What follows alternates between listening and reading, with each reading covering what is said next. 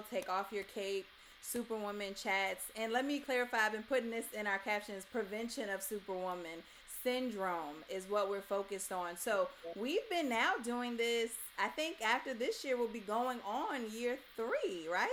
Yeah, so we've been doing this for going on 3 years, monthly community chats talking about Superwoman Syndrome, and more importantly, how do we as black women prevent that? And so each month we select another Superwoman to come and speak to you all, providing on any different topic or theme, sharing their area of expertise, interest, or just feedback, whatever they want to do to empower other women. And that's what this space is about. It's about holding space, women supporting women, because we know we all could use an extra little lift, a little extra shoulder. And so coming together monthly, talking about different topics and different themes helps us, because from these chats we gain different skills, give different coping mechanisms, different information. In the past few months, we've talked about holiday budgeting. We talked about how to purchase or sell a home. We talked about how to tell just different ways of telling your story, everything. And so we've even got more topics to come. So we're glad you all came to tune in tonight. We have tonight a very special guest speaker, because Mecca, man, community partner. We've done so much work together with Mecca. Yes, and so we are so happy to have her. Many know Mecca from Style and Spirits and now Style Affect. And so we thought it was great for her to come in and talk about fashion therapy. And I'm going to let her further share about Style Affect and also fashion therapy and what she's going to be speaking to you all about tonight. So again, thank you for tuning in, and be sure you return each and every month and share these events as they come across your timeline. Thanks, Tangi. Thanks, Chanrel. I am, what am I? I'm a therapist. You're a Superwoman, all them hats. Yeah, I'm like, where do I start? So I'm a mental health therapist. I've been in the mental health field for 17 years. So that's one of my passions, and it's what I do as a career, as a job.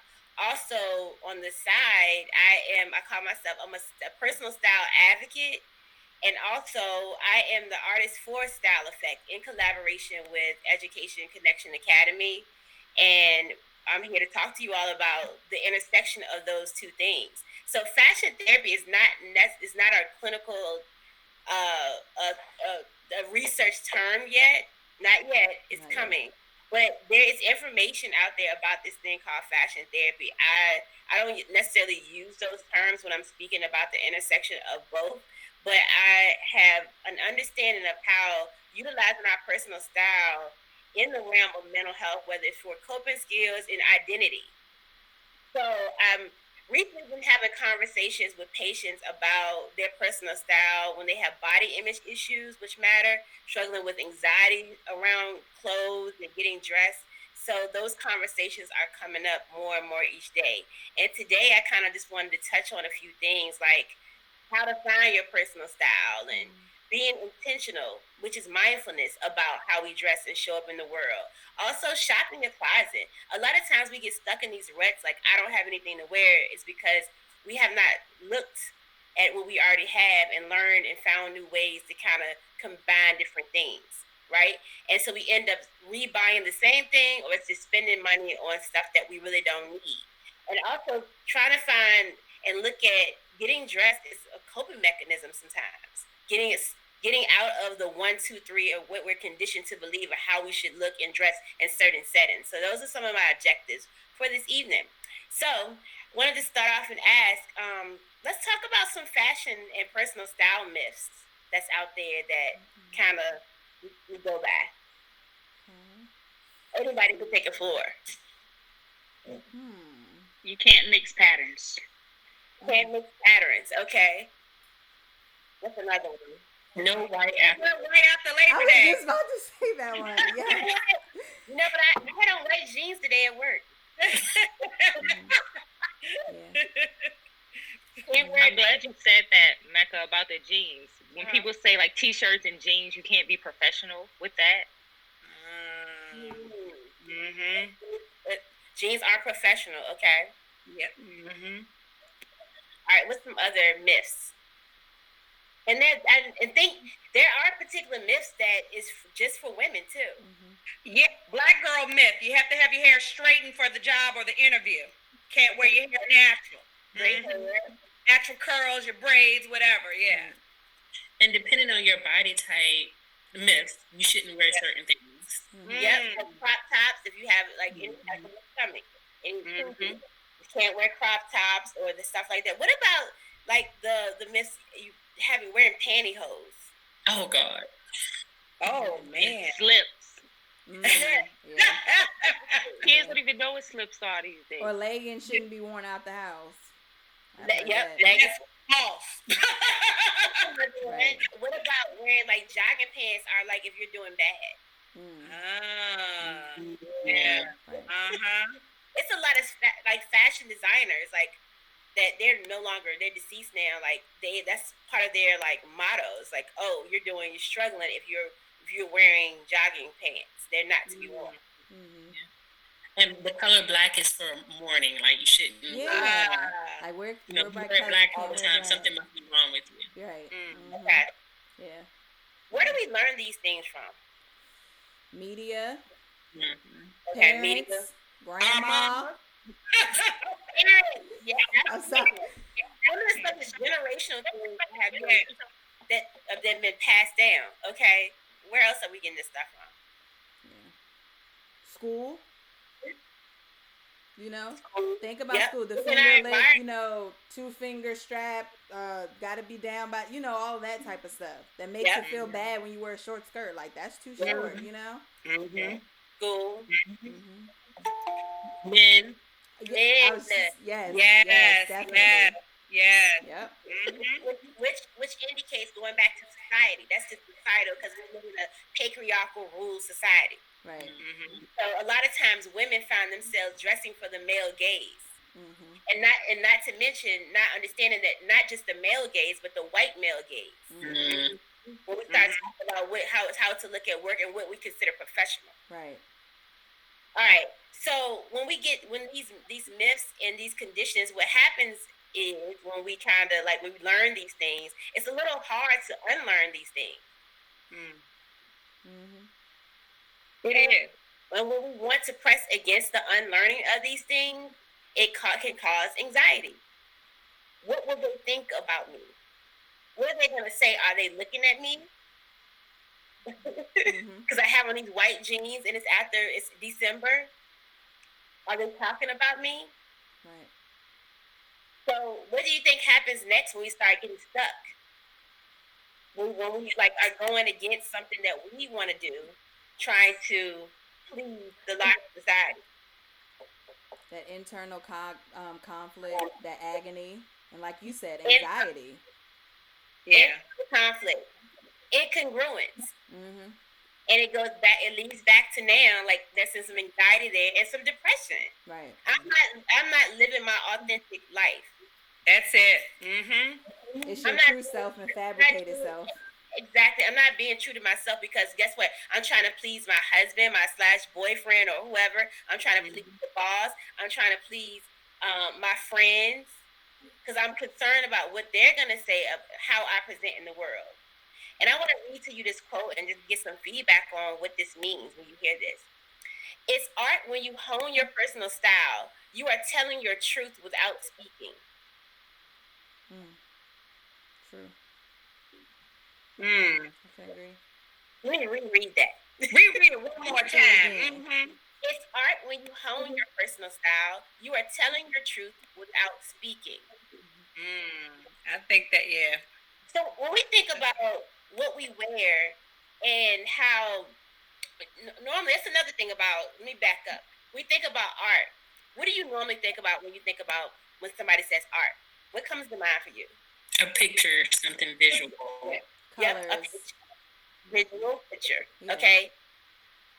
Like Mia, like what you have in the background. That like Tangy. That's what I think of. Yeah. Right.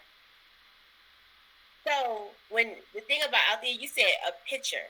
So what we wear, this is visual. How we present in the world, that's still a visual representation of who we are. Also, before these garments get on our body, somebody sat somewhere and designed it. Mm-hmm. That's an artist. They conceptualized something that is, they took it from here and in heart, put it on canvas, paper, or something. It went to somewhere, a factory. Some people made that. That's still part of the art. The ability to sew, that's still a creative, artistic ability. Right. All these things, so before it gets on our body, it's already a piece of art. My shirt is a piece of art. Yes. Before I even saw it. Now, that's how I wear it. Now I'm displaying, I'm putting the art on me. Now I am still in the mix and in the vibe of the art. Because now how I put the thing together, I'm still being an artist and creating. Right. So how we show up in the world, this is an art. And it's an art that we can use to say who we are, however you decide to present to the world. And it's important because it goes back to our identity, who we are, what we believe. We wear those things. So if everybody can kind of like go around and tell me like what your idea of your personal style is. What's your style identity? Sorry. I would consider myself an eclectic person. One day I'm bohemian, the next day I'm a goddess, the next day I'm a diva, the next day I'm a Rastafarian with my dreads, and I'm telling you all, I love style and love. I have my B-boy on one day. I'm a shaboy, and I put my baseball cap on and my, so I just consider myself like it's really the mood that I'm in for that day reflects on what I put on or what I present for that day. Yeah. Okay. So definitely, I think, and I think you and I had this conversation. We were at an event before that talked about like when you evolve, so does your style. And so back in the day, it was the bag, the belt, the shoes matched. That was me. Definitely everything that had to coordinate, even down to the costume jewelry we used to wear back in the day had to match. But as I've evolved and got older, I don't know, I kind of feel like I fell into a more plain Jane. I'm real just basic. I like a good stripe. I like a good pattern. I like bold colors or block colors. But that's kind of it.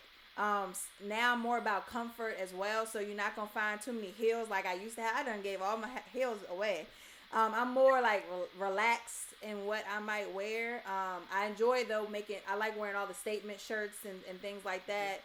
Sending messages. But overall, I feel like I'm plain Jane a little bit. I have certain pizzazz at times, but I think like you said, Shanrell, it depends on the mood, how I'm feeling that day. And then of course, being a mom, then I have my mom look where that's very chill, very relaxed because I'm running around with them. Yeah, really, like it's very relaxed. So it just all depends. But I will say I've evolved from where I really gave a lot to fashion. Not that I don't. I still care about how I present, but it's not the way it was at one point.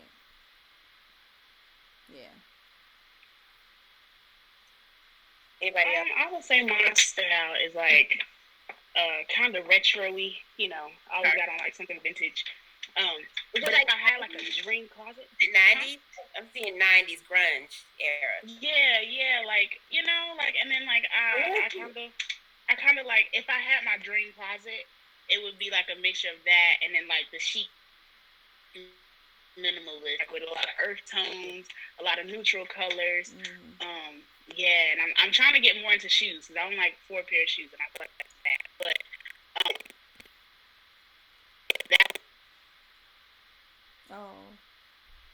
I think she might have lost connection. We lost connection, Raven. Dang. She'll come back because we'll get back to Raven. Oh, there she goes. Right. Continue what you were saying, Raven. That was the end of it. Okay. Oh, that was basically it. Yeah, that's basically it. The closet with chic, minimalist chic, and retro. and she wants more shoes. She wants more shoes. I do. I want more shoes. I like that minimalist. I think that goes with what I was saying, plain Jane. Yeah. That's part of the reason why I'm here. I don't really know how to define my style per se. I don't know. So now I'm into more like textures, so like patterns and that sort of thing.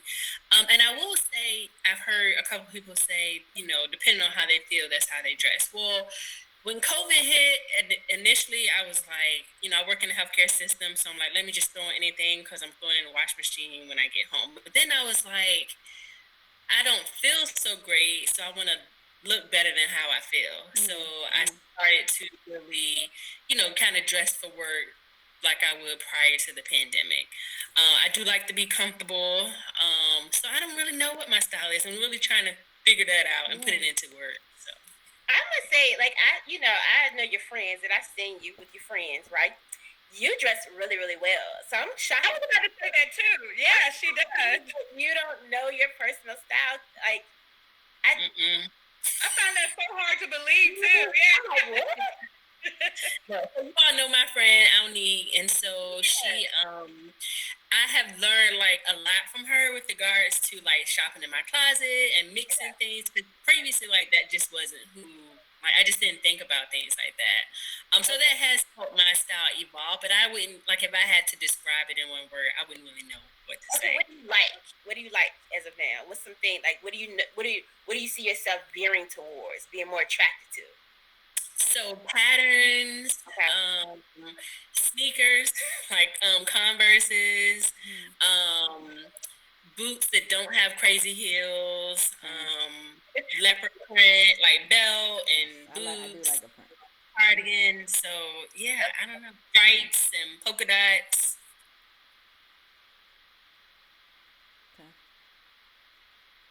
So yeah, that's kind of where I am now. I think you're just in process. Like, to me, I think in the park, you're just in process. Like, Okay. Do you feel like you have to like pick a thing because you don't have to pick a thing? That's good too. You don't have to pick a thing and say, "Oh, that's me," right? You can like all these things, and it can just be a part of just like how you present. Like, Right. Okay. Yeah. Mia, Okay, so can you all hear me? Because my AirPods act crazy. Yeah. Okay. I'm all comfort, like all the time. Whether it be dressed, like I can dress up and be comfortable, I can dress down. I'm with the statement t-shirts. Like I'm a counselor in training, and I want to work with adolescents. Okay. So it's like I'm cool dressing down. Like we gonna wear these t-shirts and jeans. Y'all gonna get Good these point. Vans and these Jordans, and we gonna keep it moving. But then I'm married. I got kids of my own. So it's like sometimes I got to put on the mom look. But I was telling my husband, anytime I walk out the house, I'm going to look like someone loves me. Even if that day I don't love myself, I'm going to look like someone loves me when I walk out the house. So, I'm really about comfort, whether it's dressed up or dressed down. And I love a good t-shirt. What is a mom look? What is that? Oh, I was about to say the same thing. Because like Mia and me said that. Go to ahead, me, Mia. it's like because conditioning thought to me. no, because to me, my mom looks just different than some other people's. Like I had my younger two kids are 18 months apart, so that was we wearing jeans, something I can hurry up and put on the way out the door. I can't wear heels because somebody might run off. It's like you got the big bag to be able to fit everybody's stuff in. It's like, and as they grow, like Tangi said, you evolve. But when I think of the mom look, it's like the you got little kids mom look. It's like we just trying to hurry up and get going so everybody can get out the door on time. Right. But it still sounds like it goes back to just being comfortable. So I want to after it speaks, I want to talk about not feeling like you have to compromise a dope style for comfort because you don't. Yeah. Yeah. Your jogging pants and J's and t-shirt can be like you throw on a blazer and it's like, who's that? This one little thing could, change the trajectory of like the mom look. Definitely. Right. I'm even like that with the hair. Like I got a mohawk right now and it's braided. Before I had locks for 12 years. So it's like it's whatever's gonna make it easier. Yeah. So who else wants to talk about this? Sharing. Some other people on the line sharing. Anjali. Hey. Going on now, girl. So I can relate to some of the folks on here. Oh Lord, now fire truck on. Because it's a style emergency around here.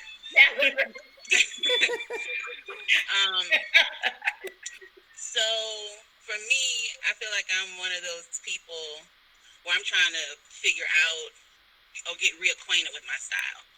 You know, when I was younger, I was, I definitely kind of was into fashion and, looking a certain way. And then I went through a period like in my mid to late 20s through maybe close to now where I got so caught up in like just being busy and work between being a mom, work and having businesses and stuff like that, that what I was wearing really wasn't a concern to me. It was like, am I clothed? I just need to try to show up somewhere, right? And so, part of that is like time management and feeling like you even have the energy and bandwidth to give to the idea of like looking a certain way and having a style. But now I'm at a place where I feel like I do have more of a bandwidth and I'm starting to care about those things again. So now, like, I love me a good scarf. I think a scarf can carry you far. Patterns, prints. I love on-car prints, but I don't necessarily want to look like, an African wax museum walking around too. So it's like I'm trying to find like that balance because I also like there are certain classic Americana style that I like. A clean blazer, blacks and monochromes and just finding ways to merge those things together in ways that make sense and that look good on my body. Because that's a part of it too, probably like some level of acceptance that needs to happen in terms of like it's not even a new body shape, but I didn't necessarily grow up being heavy set. And so now with that, it's like you have to dress differently and a certain level of acceptance that you have to have there too. So, I think it's all kind of wrapped up in one. But, I'm at a place where I'm acknowledging all of those elements.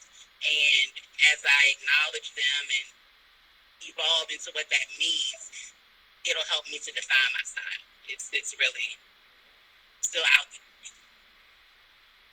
I used to have people like good friends like Mecca style me before. And I'm like, girl, I cannot wear this. Yes, you can. I cannot. No. So yeah, that's what I am. Anybody else? Maybe I want to answer this. Okay, so I'll come back to anybody. Was somebody talking or wanted to? Okay, all right. So Tangi, you mentioned style evolution, and I was going to talk about that. So I've been in the style evolutionary process all my life, up until I'm evolving. So as that happens, I always tell people I'm doing this as of now, because don't hold me to it because I know I'm gonna always evolve. However, I recently have within the past 5 years, I would say, honed in on I understand. As I grew as an individual, I started to understand what my style was and I fought for my style for myself to show up in different spaces, meaning really work. Because of dress codes, and they want you to be in a box, and also your coworkers always comment. I'm like the highlight of having to get comfortable with that. You're always the center of attention. It's cool for compliments and stuff, but it's to the point where it's almost like I'm in a museum, and that can become it's comments constantly, like constantly, because I'm the juxtaposition to. I would have to say just with standardized, I think, whiteness. When I think back on just us as Black people, if like a lot of us are descendants of enslaved Africans that probably came from the west coast of Africa or wherever. If you look at Africa and what they dress like, it's prints and colors. So that's why I say white people very like muted. So anything that stands out is just like, ooh, like look at you. However, the flip side of that, me being a therapist, I hear on a regular basis the clients always talk about how they're inspired by just seeing me. So that matters because by me showing up as me, like I said, it's been a fight. I've questioned myself sometimes getting dressed. Like, should I wear this? Am I doing too much? And I'd be like, man, screw that.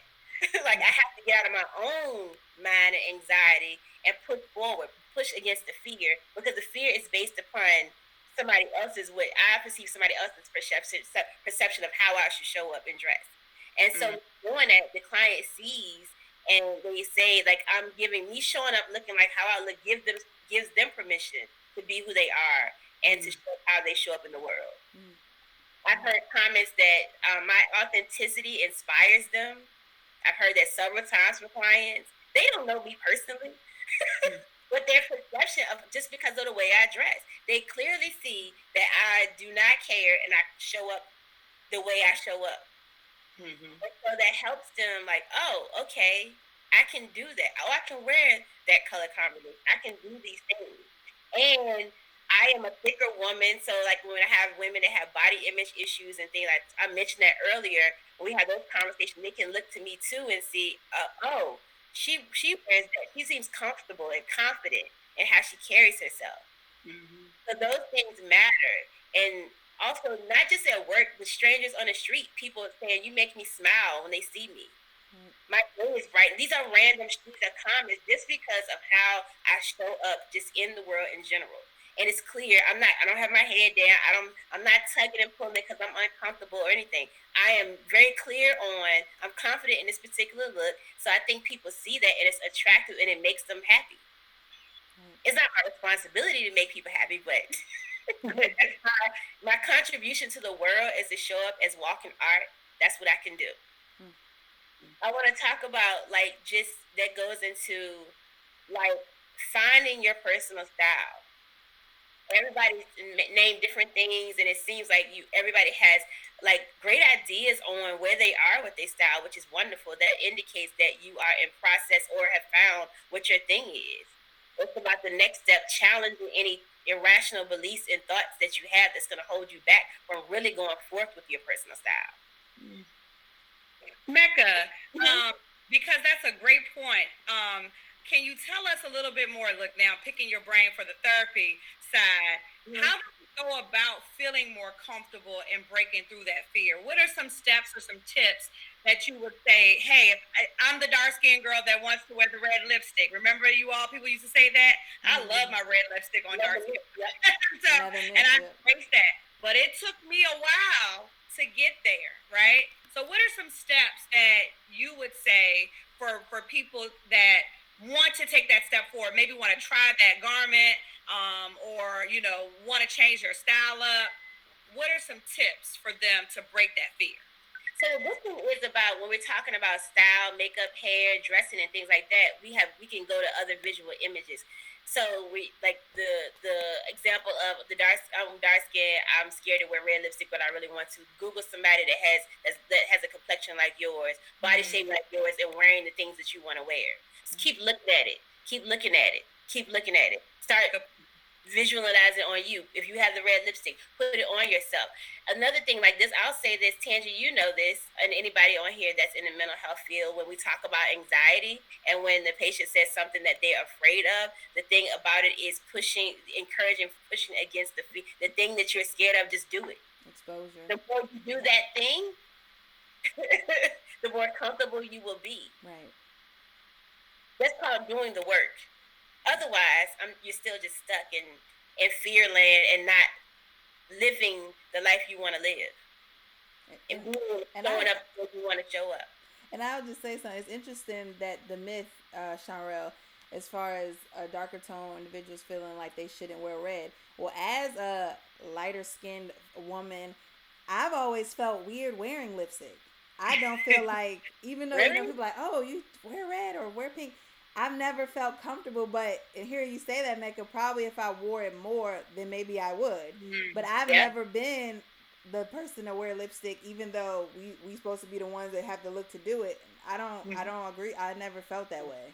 I've always felt weird wearing lipstick, and that's only on special occasions you might see me with a red lip. I see it looks pretty. It does on her. But It I does. guess because I going back to minimal or plain Jane, it just feels awkward a little bit. You condition yourself to believe it's only for special occasions.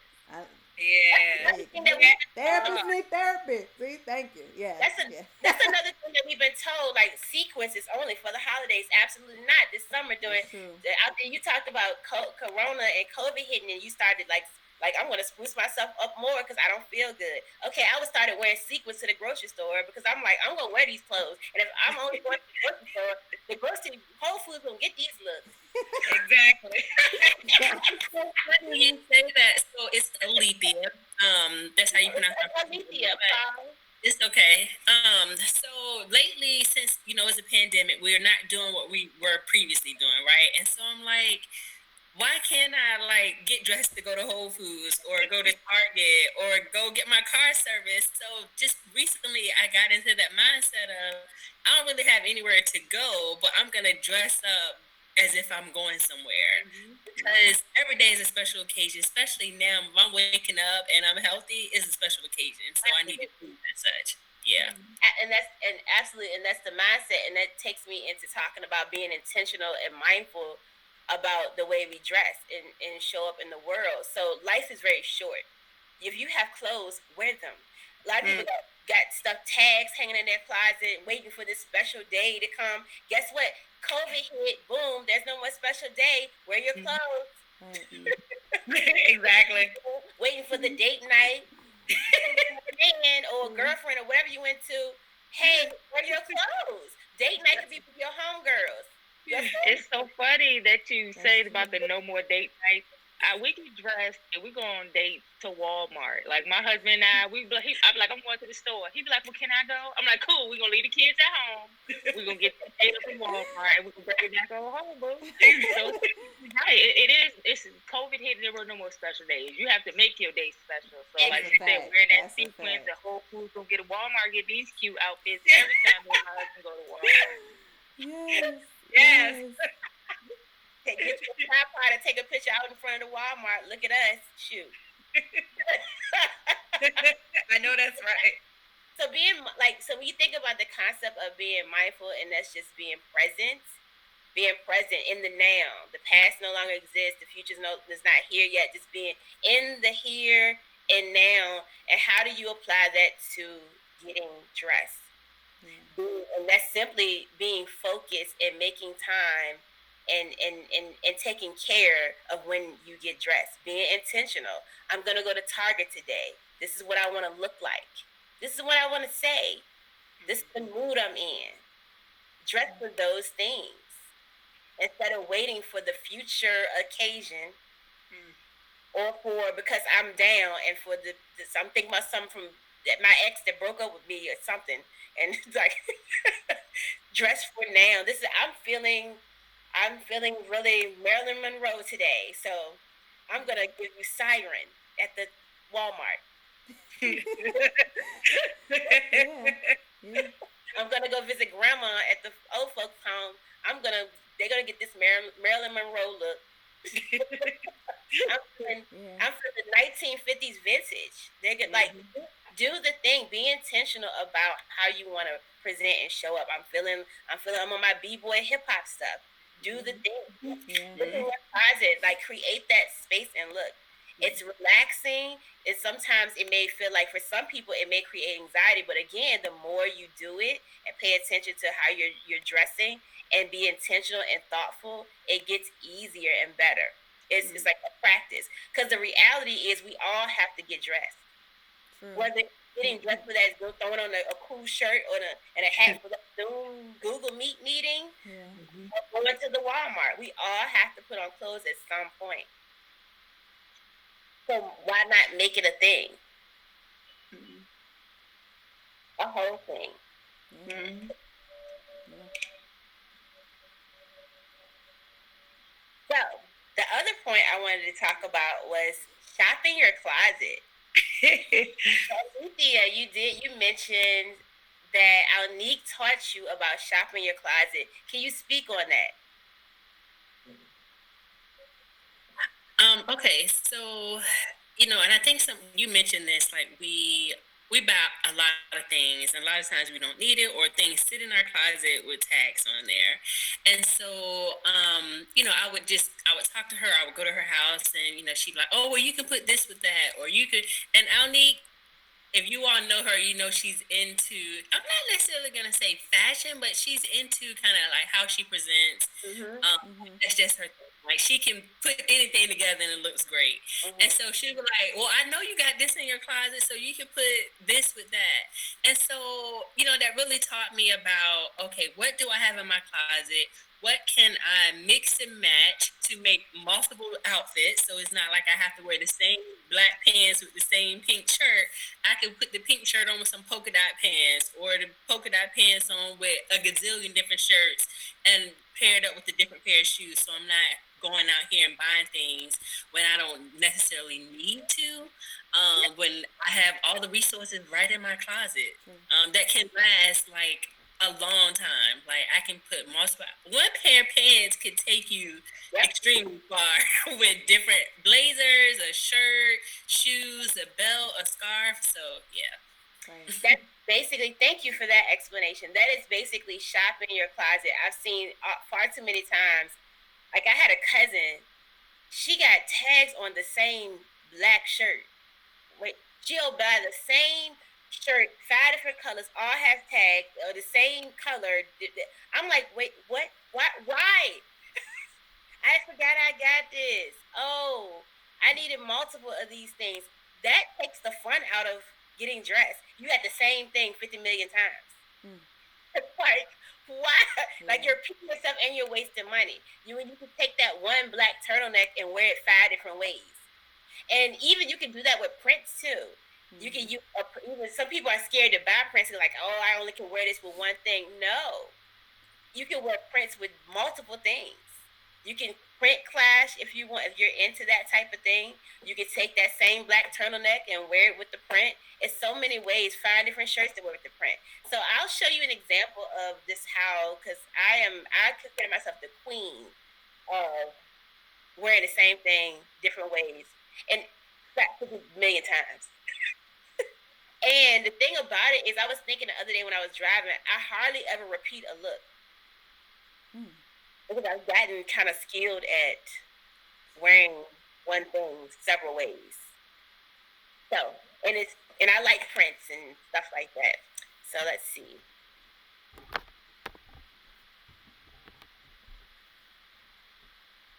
Oh my goodness, I hope this doesn't mess up again, dude. We got this together earlier, Shanrea. Hope it'll work. So what does it say when you click share screen? So it just shows the screen again. Hold on, let me see something. Let me make sure. Maybe I did something with it. Maybe I clicked off of it. I just kind of want to show an example.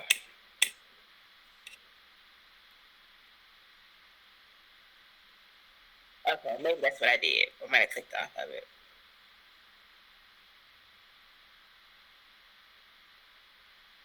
You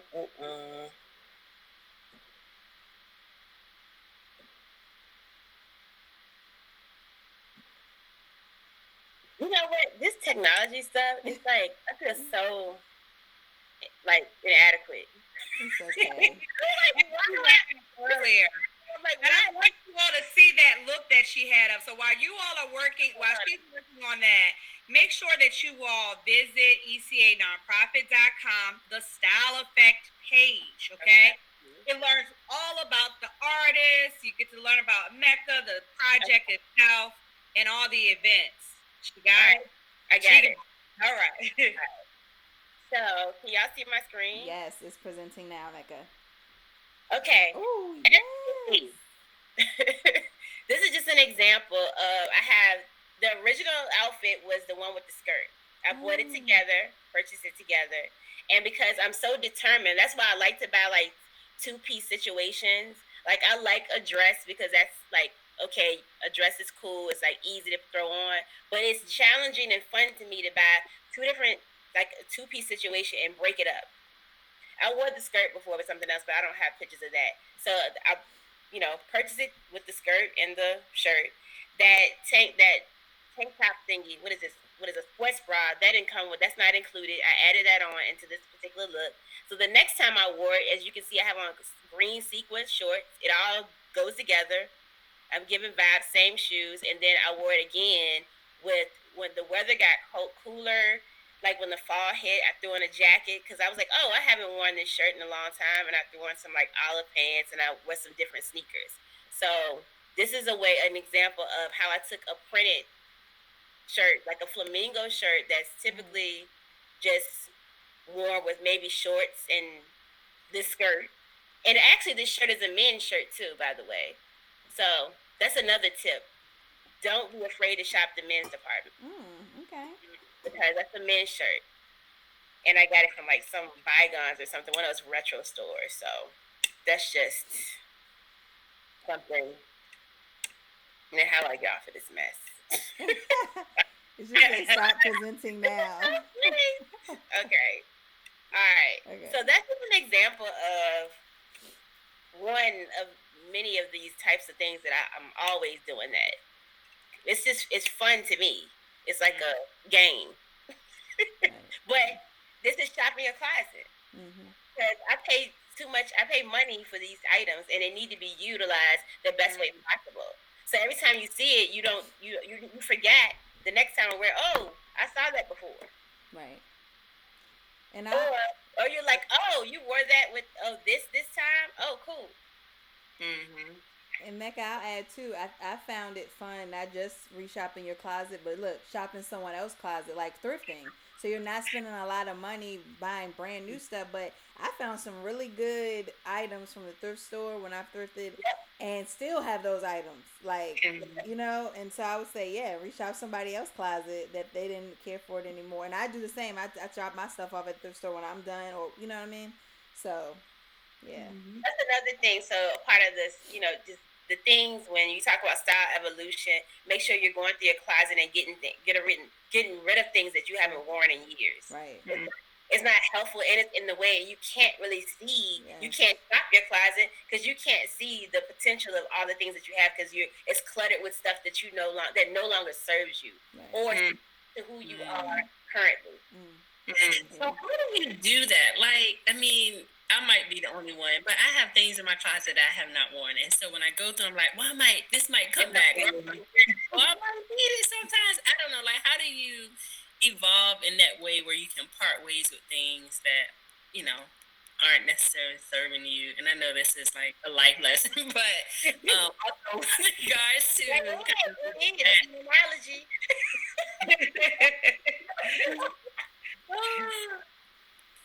So I struggle with that sometimes, not as much as before, where I'll like hold on to something like, oh, making it my excuse would be it might come back, I might need it.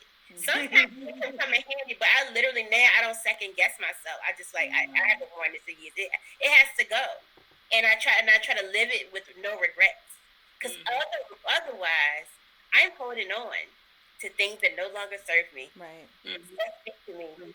That's the bottom line. I can't allow myself to get, let me go back and forth with this and just in case. No, I'm done with it. It doesn't represent who I am. I haven't worn this in years. Sometimes we hold on to things before nostalgia. I don't necessarily hold on to like clothes for nostalgic purposes. I mean, no. Like it has to the clothes that I have to be using and wearing them. They have to be of use in some type of way. Otherwise, they can be used to someone else. Getting rid of it. And then like thrifting, Tangie, what thrifting? I don't have time to thrift. I love thrifted clothes. I have friends that do that, and so I buy from their boutiques and stuff like that. So like, it's a task. I have people thrift and give me stuff too. Yeah. So people think I thrift, Yes. but I don't have a lot of time. Like I thrift more so like I'm out of town or something because I have more time. Yeah. But it's great to like find like cool stuff that you'll never find again. Right. Mm-hmm. The Chanrel, Chanrel done gave me a lot of stuff. I love Her corporate days that came in for the therapist. I'm like, give me that blazer. She done helped me. And that's because I evolved. So when you all were talking about mom clothes, I was like, what is that? Because I was the mom with the baby on my hip wearing stilettos in Walmart. You get what I'm saying? So I was that mom. I fashion diva mom. So and I was thinking, I was like, well, maybe because I had my son at a young age, but you all are young too. So I'm like, well, that's not it because you're kids. So I never had mom clothes at Jalen's basketball games. I dressed like I was going to the club. And that's because my life was work and son. You get what I'm saying? So those were my times to go out and say, yeah, you know. And my son, being a young man, you would have thought he would have a problem with that. He did not. My son, to this day, Mom, that look good. Oh, that's outfit. You know, he was my fashion go-to. As a result, he likes fashion. My son loves his looks and things like that, you know. So I definitely could not relate to the mom clothes because I didn't look like the mom. But I could relate to the closet, Mecca. Last year when Mecca came, you all, for December, it was December last year, or January. She was the speaker for here, and she talked about shopping your closet. And I literally did a closet makeover. And it's a Asian lady. I don't know her name, but she has like this Lifetime show, and she's an organizer. She said one of her rules is if it doesn't bring you joy, when you touch the garment, you know, if it doesn't spark that interest and give you immediate joy, it goes to the giveaway pile. And of course, if you haven't worn it in a year, because if you haven't gone through the cycles of all the seasons and you haven't touched that item, pretty much you're not going to wear that item if you're able to go through all the seasons and you haven't touched it. So that's something too that helped purge, because I purged things that had tags on them, you know. So yeah. You know what? I'm glad you said that because that's where I'm at now. Like I'm getting if I'm not like excited about it, because that's where I'm at in my process. If I'm not like ooh and it gotta go. I keep certain basic staples because that's necessary because they're foundational pieces that you need to switch out and to layer with. But if I'm not oohing and ahhing for my own stuff, I'm just like, no, goodbye. Like oohing and ahhing, and if I haven't worn it, it's the time. Right. So it has to definitely go. So what else do I have on my list? Did I cover everything? Hold on. Coping okay. Personal yeah, right? It was. She said it was freeing to purge. Yeah. It's liberating. Like I said, why hold on to things that no longer serves you? You can look back, no regrets. Oh, that was cute. I used to have that. Yeah, I got a picture. That's about it. That's my proof. That is absolutely my proof. Yeah. So. Motivating to right. Yeah. I'm ready to shop the closet to see what I'm gonna wear next week. Like I'm ready. It's baggage. I'm telling you. You don't want to be bag ladies. It's bad. It takes up space. Matter of fact, I just had my whole closet redone. I'm excited about that. I didn't realize pictures. It looks nice. Oh my gosh, it's like it's like that's a whole other topic. Like I feel like. I would say I follow you on Instagram. It does look really nice. It is really nice. I missed that post. Look. It was on my Insta story. It was on her story. Okay. I already posted though because that's I think like my before and after. That wasn't a plan of mine to do that. What happened was my rack fell down, and I was like, enough is enough. This is too much. I got this mess fixed 4-5 different times. And I need to do something. So I was like, in the process of doing that, I was like, all right, let me paint it. It needs to be like, we're going to do all of this. And then it evolved into something else. And I love it. I feel like I can breathe, and I can definitely see because I got new lights and everything in there. I can see, and I can really get my flex on. Like I can actually see. You organize it. Yeah, it was like it's organizing. You feel like a new woman. Yeah. Like I had not only organized, it's like a makeover. It looked like a little mini boutique. It's so cute. So I want to talk about like personal style as a coping mechanism. So we are in a very interesting time in 2020 for various reasons. The thing that still lingers on is this COVID-19. We don't know when this is going to come to an end. I'm seeing a lot of people seem to be doing well, but they're not doing well. A lot of people are just not. From day to day, it can change. It can affect your mood. Our lives it's just turned upside down.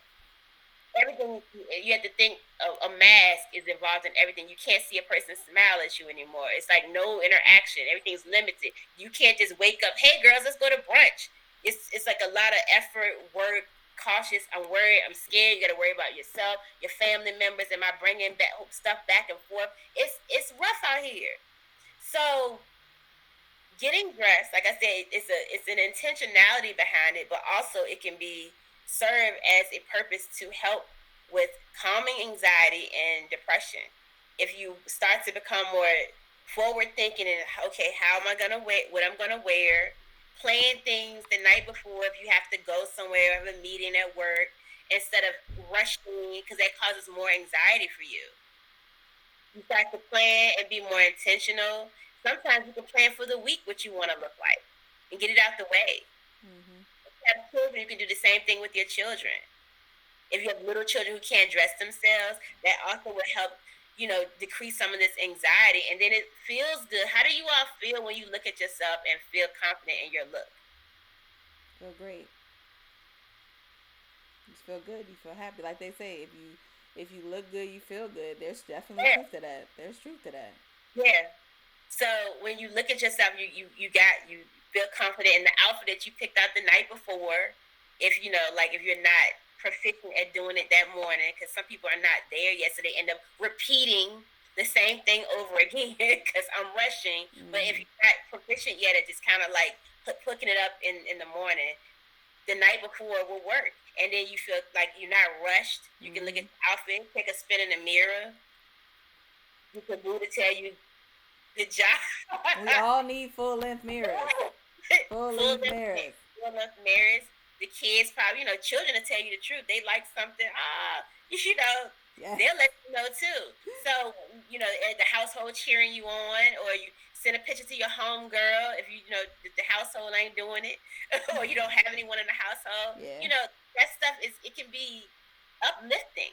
Right. Because COVID-19 is not in our control. What the governor mandates is not in our control, but what is in our control is how we dress. How we choose is a choice. How we choose to present. Like I said, we all have to get dressed.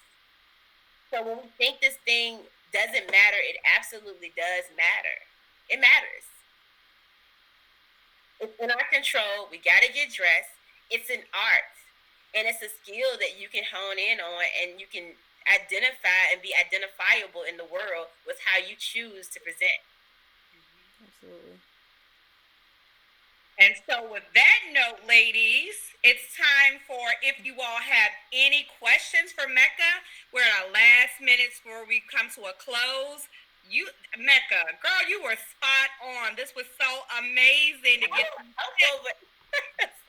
Yes. We give this good power hour at the Superwoman Chat, 6:30 to 7:30. We're going a little over, but that's okay.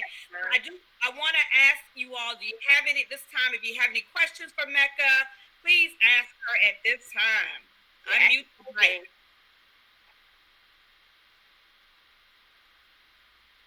I'm just ready to go in my closet and just look through my stuff.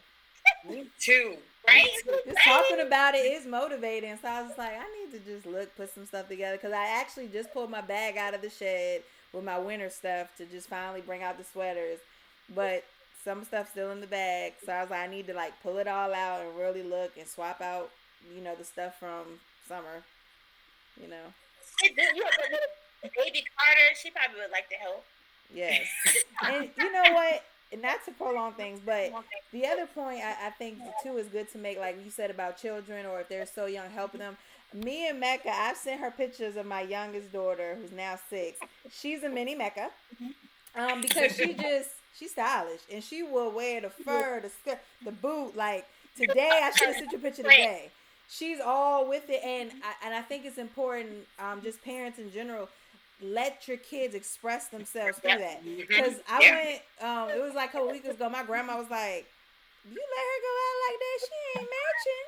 And I was like, "Yeah, grandma. Like I just let her do her. I let her pick out her own clothes, and I let her just be free because that's also a form of self-expression for our children too. And we have to be mindful, like you said, those myths and generational things. You don't wear white after Labor Day. Girls wear skirts only. You know, like I don't want to do that. And so I think that's another good point to make here because we all, much of us might be mothers, some of us are not, but we still have little people that it's just important to let them embrace their own style and look. Because my daughter do. She do it. She might be the next famous fashion designer. You never. That stuff starts early, like allow that expression, allowing it to happen. If we let the children draw and paint and stuff, why not let them? Yeah. Exactly. My son was the same way. Like he wore pink. He dyes his hair blonde. Jalen is like a Wiz Khalifa type before it was, but at an early age, it was so crazy, and did not care. He made that statement as a boy to just keep on, a masculine energy boy. You know what I'm saying? He still wore his hair blonde, did whatever he wanted to, wore the pink and the craziness. And so I let him do what he wanted to do with our set too. Yeah. Alethea, you had your mute. Yes, I had a question. So especially, I know, when it comes to the workplace, right? So I bought some cameo pants out of the men's section in Gap, right? And so I want to wear them to work, but I'm like, I don't know. So how do you, I guess, one, is there such thing as certain things being off limits for work? And then if not, like, how do you... how do I make it, and I don't want to use the word make it look professional, because then, that's that whole what standard am I going by with regards to professional? But like, how do I show up with some cameo pants on in a clinic like in a healthcare setting? What happened? Heels with girl. Sweater? Would you having a sweater and like a button up under the sweater, right? Right now? Uh-huh. So it's a button up, and this is just my work T-shirt, and I just put it on with a That button was up. cute. That was a good idea. So today, one of the doctors that I work with, who work in the building, she saw me as a white lady. She was like, "Oh my gosh, look at you! You got a button down to match a green shirt." And I'm like, "What am I?" I'm like, "Okay, like." I don't know, but it just made me think about what you was talking about earlier, where like being on display and people Like all that stuff is when people do that. It's just that your style is an indictment on their lack thereof. That's all. So I'll be like, yeah, okay. I have a coworker. Who delivers. He looks me up and down every day. It has a comment every single day. But that's the whole other story. So anyway, So I thought she was a sweater. So I would wear a button up like you have on, a sleeve over top, like a regular, like standard, whether black, green, brown, orange. Orange would be dope. The camo. With some loafers. Oh, okay. That would be cute. When I wear it to work, I'm gonna take a picture and I'm gonna post it. That's how you're giving that, not super casual. Okay. I'm giving you some, professional. Yeah. And on my casual, but you can't say nothing to me because I'm appropriate for work. Okay. Yeah. You're giving them those layers. You're giving layers. You're giving context, contrast, especially if you wear like a stripe button up like the one you have on, with the clashing against the camo. And in my opinion, leopard print, camo print, they're neutrals. Let me tell you. Yep. I love wearing a print with a block color. Yep. That's a foundational piece. Always get you a good camo and I need to get some camo. A camo pant, camo something, and a leopard something in your closet because they're just foundational pieces. They go with everything. Yeah. Okay. according to me. So speaking of like breaking the rules, yeah. And if you wear them together, a win-win. Y'all do these outfits? I want to see. Like, tag me. Tag Mecca. Yeah. I didn't have a question, but I had a comment for Mecca because I don't know if you remember me, but I was actually referred to speak with you by Linda Coles. And so we spoke on the phone before, and I've been following you for like forever. Okay. Yes, and when I started working for her, she mentioned you before referring, and she always talked about your fashion and how you just did your own thing and, you know, and all of that. And I just love it because, like I said, I dress for comfort and all that, but I will wear the prints and all of that. And then following you and seeing your sense of style through social media, but also following what you do in the community and, you know, things like this. And that is, you know, it just fills you up. Like, oh, this sister is doing this thing right here. And she's doing it by her own, you know, standards. You know, it's like, I know you fought through, you know, those doors and barriers of people looking like you shouldn't wear this is not professional, whatever. So I can be like, oh no, because let me show you some examples of how this is professional and how, you know, we're doing it and we're still professional how we're doing it. So I just want to say we appreciate you. And I just love you to pieces. Yay. You're so dope. And you know what's interesting? Miss Cole, I worked with her. That was like 10 years ago. And actually, a long time ago. I'm going to tell you, during that time, I was on my heels thing. I was dressing for the male gaze, to be completely transparent during those moments in my life. And right after that, I was just like, I'm dumb. This is dumb. I'm coming to work, stomping around in some big heels, walking around. I'm working in a freaking school, you know, those school floors, sliding, walking up steps. My knees bad now. I'm not wanting to go no, like, oh, I gotta go to a meeting. I gotta stomp there. Trying to, like, you know, like keep up with like the other women and with these. And so I was during those days. I was in process, still trying to, like I said, this has been a lifelong thing, trying to find this, like, kind of just finding as I find me. My style went along with it. Right. So so I appreciate that. I think that's dope because I still stood out in those days, but I definitely was wearing heels, like. And I like to look at a heel. Don't get me wrong. We don't wear heels in the office. Like, since the pandemic started, we don't even see each other anymore. We be like, we miss you so much. So, like, it's just unnecessary. Heels they're not really good for they're not good for your feet. Not really. I wear a heel, but it's a chunky, sensible heel that feels like I can run on them. Those are the type of heels I wear, and they're like a boot with a sensible heel. Like, I still like that because I like shoes. I'm a sneaker girl, but I like shoes in general. So I'm just trying to be, get on that. I love comfort. Don't ever compromise. You don't have to compromise. You follow me, you see, I'm pretty much comfortable. That's number one. Rule number one for me is comfort. It's comfort. I don't need tight buttons and jingles and bells. If it's not gonna, for real, if it's not gonna be comfortable, I'm not doing it. I'm not with it. Right. I need to be able to be flexible. Like, okay, I look cute, but can we walk down the street? Like, right. Exactly. I need to get my steps in. Or something. Yeah. I spent hundreds and hundreds of thousands, matter of fact, of dollars on heels. I remember buying heels wearing one time just to go out. Yes. College life. Yes, I remember them days. All for the male gaze. Yeah. We can't keep up with them. No, and they still the way to do them at all times. I ask you about that, but it is what it is. That's a part of my journey and my story. So you know, I'm getting rid of heels. I got heels lined up now. I'm about to toss out. I'm not doing that stuff no more. But this is great. Yes. This was awesome. Any last words, Mecca, that you have before we wrap up in regards to the Style Effect? What's upcoming next? Oh my gosh. So please, like I said, follow me on social media, Mecca Presents. On Facebook, I'm Mecca Williams. Style Effect is a project that well, it's in collaboration with the ECA, with Sean Rail Blackwell. She's my partner in that. And I am the artist of Style Affect. And part of what I do with Style Affect is I do interviews with people who are in the world of style in some type of way that's in this community, but they also talk about their struggles with mental health.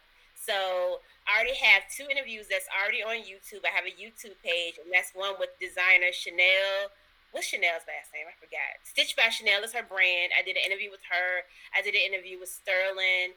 And I have one I'm about to drop now with the young lady named Blue. She's a makeup artist, and she's really heavily into vintage thrifting. So that's about to drop soon. Actually, next week, gonna drop a clip of that and the actual whole interview. So look out for that.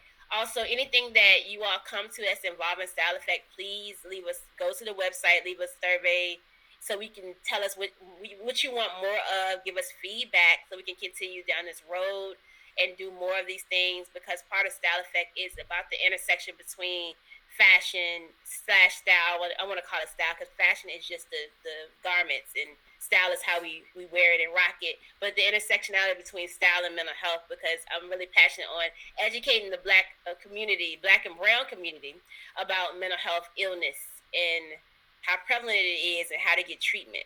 So please check us out and stay tuned to what's going on with Style Affect. And in the springtime, there'll be more. Tangi is my co-facilitator partner. We do Cut for the Chase, and she does all panels that I'm involved in, my co-facilitator for those. So we'll do another one in the spring, so look out for that. Right. And what else? Great things with the artist Mecca Williams. I'll give her a good virtual hug. Thank you, Mecca.